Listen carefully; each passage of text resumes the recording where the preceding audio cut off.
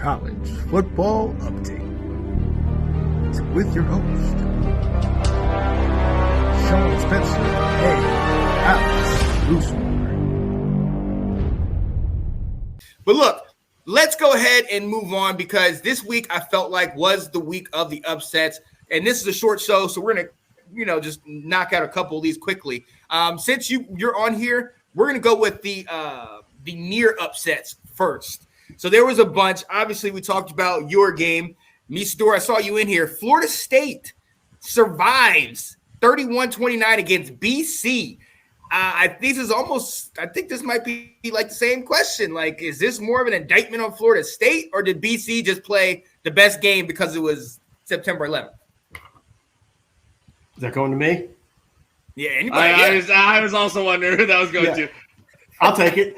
You know what? This is your classic look ahead game for Florida State because don't they play Clemson? And I think they just I'm not gonna say they didn't prepare because that's foolish to make a statement like that. But I just don't think they were anticipating BC being someone that could stick with them based on what BC's done already this season. So they just weren't focused, weren't all that into it. Just needed to get in there and get out, and they got a good scare.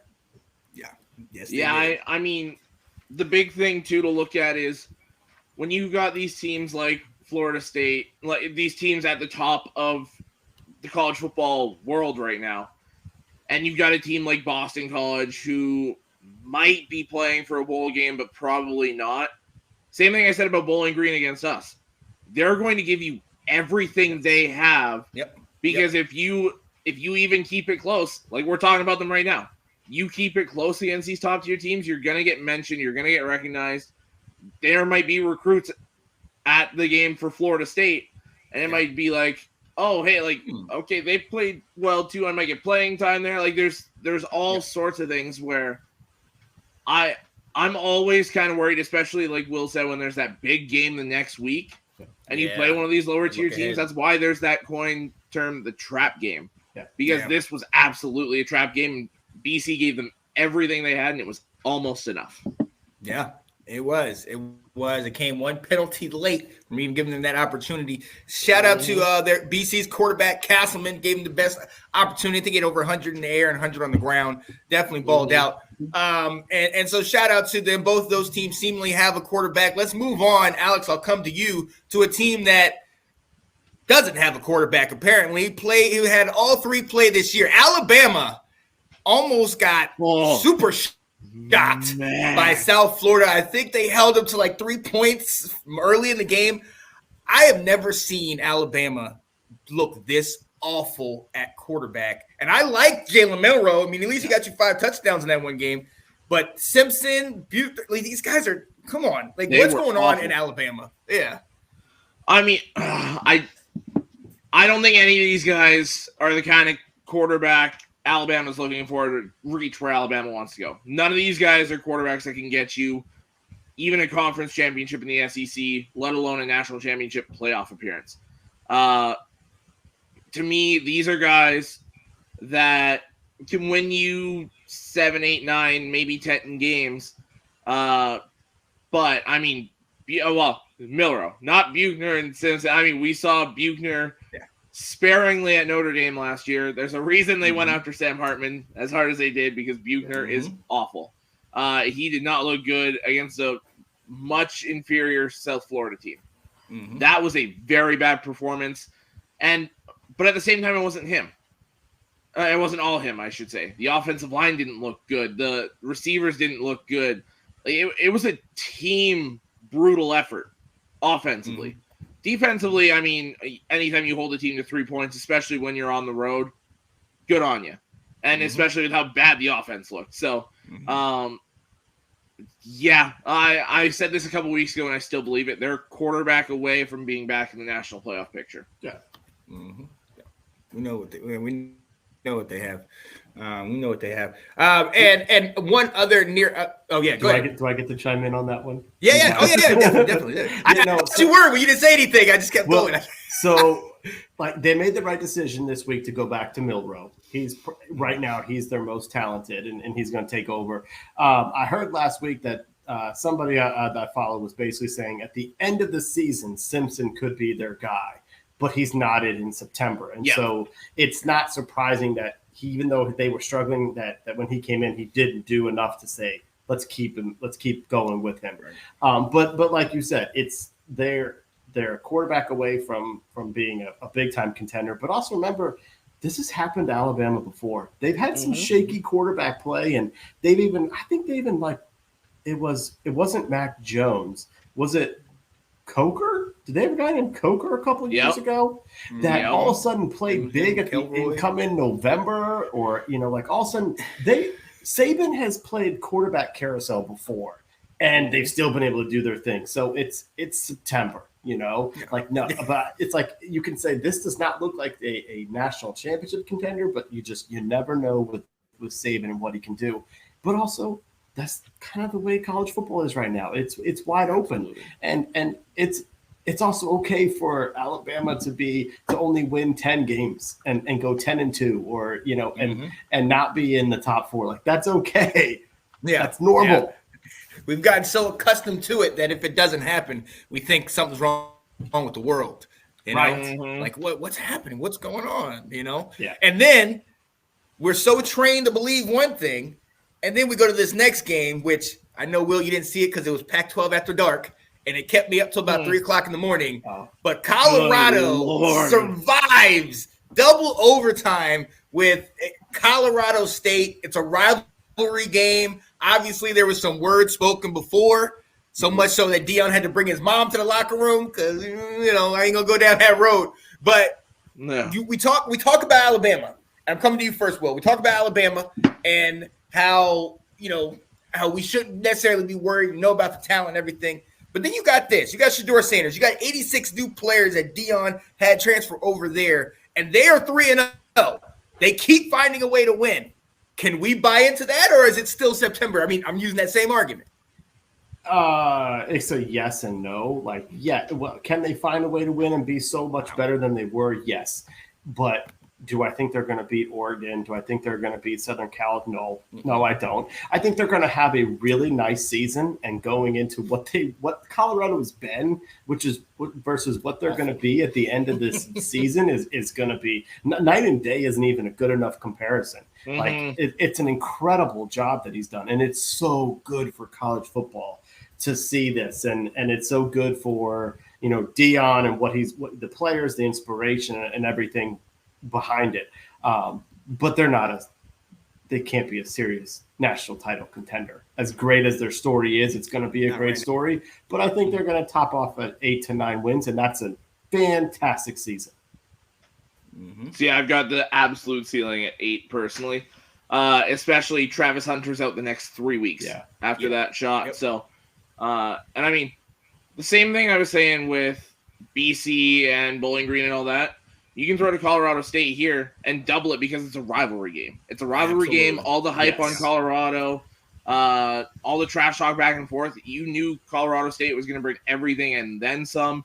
I mean, I was one of the people that said Colorado would roll on them. I was sorely mistaken. Yeah. And I'm glad I was, because that was a phenomenal game. What Shedeur Sanders did late in that game. Yeah. I mean, you can tell he's been working with Brady, because that was Tom Brady. That was that 2-minute drive. And just seeing Deion and Shedeur and those guys and how relaxed, cool, collected they were, I was like, oh, they got this. Like, it would just instill that confidence in me where I was like, I don't know if they'll get it. And then that happened. I was like, oh, they got it. Oh, yeah.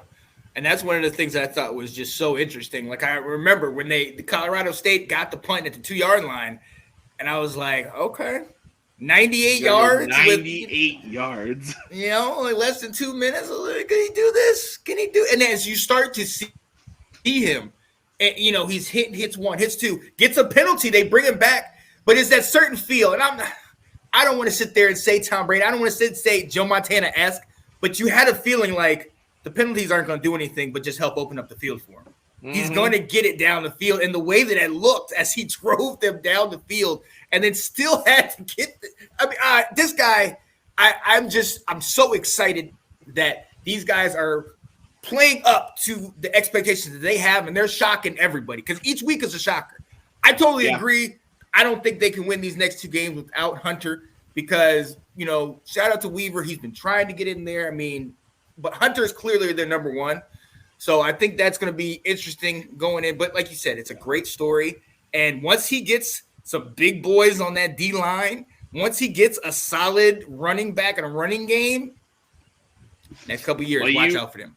For sure. You want to talk about some of the recruits he's bringing in? I saw something today. He had the number one quarterback for the class of 2025, who's been linked almost exclusively to LSU and Michigan, was at that game Saturday night, and Colorado is quickly climbing up the board for that quarterback, Bryce Underwood. Absolutely. Yeah. And Dion he brings, he is you look in the dictionary, you look up the word swag, and it has to be Dion's picture. Yeah. Yes. He's just so cool in everything that he does. And he's always been that way. And it's just, I think it's awesome for college football.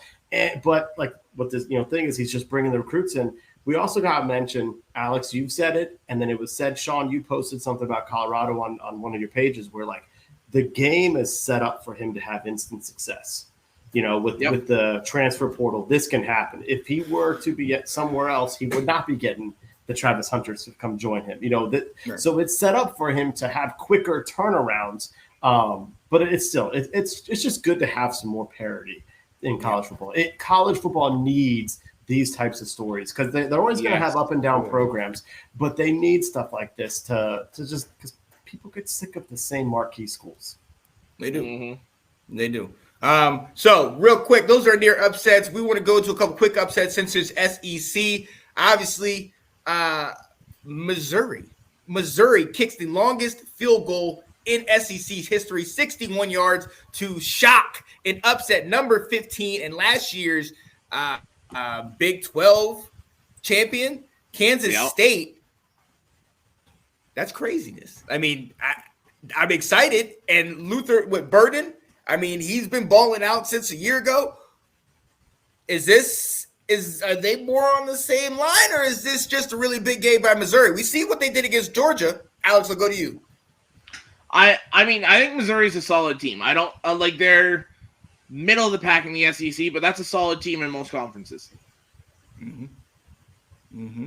Yeah, I agree. I mean, they've got a good coach. He came from App State. He built something there, where he kept going what they were doing. So Drinkwitz is a good coach. It's just they're in a tough situation, in the division that they're in, the conference that they play in. So, but they're a solid team, and people just they're forgotten, But this was kind of you need to win this game. Like Kansas State, awesome, great story, but like you can't be considered serious if you're going to lose to them, in my opinion. Being an SEC fan that I am, you can't lose to the Big 12 like that. Also, Texas just became the runaway favorite for the Big 12. I feel like that's the case. I mean, you could say Oklahoma's got a shot. Maybe that Red River rivalry is the deciding factor for the Big 12. But Texas has got to be the runaway favorite at this point. Have to be. Mm-hmm. Absolutely. And staying with the SEC, do have to talk about this game. By the records and by how the teams have been playing, this is an upset. Florida taking down number 11, Tennessee, 29-16. But if you watch the game, Florida came out. They ran the ball down Tennessee's throats. And if you look at it, Tennessee hasn't won in Florida in multiple years, 20 years, 10 trips, I think, something like that. Like, it's been a while. Yeah, now their last 11 visits to the swamp, they have not won. Yeah. So while this might seem concerned, go ahead. I wish I had known that going into college pick'em. The numbers have been out there, so how I missed it, I don't know. But this may not have been as much of a shock as when I was flipping channels. I was like, I told my wife, hey, these night games are terrible. So whatever we want to do, let's go do it. And then all of a sudden I flipped on this and I was like, whoa, what is this score? But Alex and I have said it. Beware of Milton. I don't buy it. So not surprised either. His numbers, he still had a pretty solid game, like 20-34, 287, 2 touchdowns, 1 pick.